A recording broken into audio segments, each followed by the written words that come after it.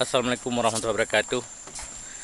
Hari ini kami dari tim UIN Araniri Banda Aceh sedang melakukan perjalanan yaitu di kawasan hutan mangrove di Langsa. Kuala Langsa.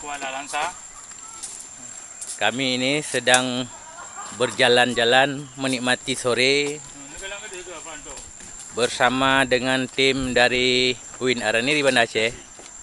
Sore ini meninjau ke lokasi di mana yang disebut dengan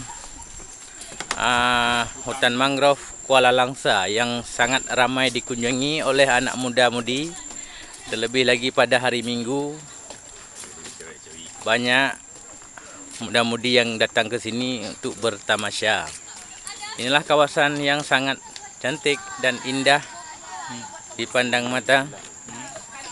Ini di depan kita ada muda-mudi yang sedang selfie bareng di kawasan ini. Pemirsa, indah sekali pemandangannya yang di sini.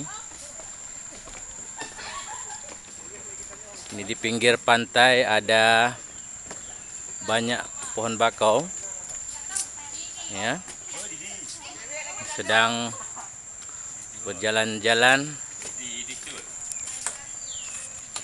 Ini Dinas.com melaporkan dari TKP.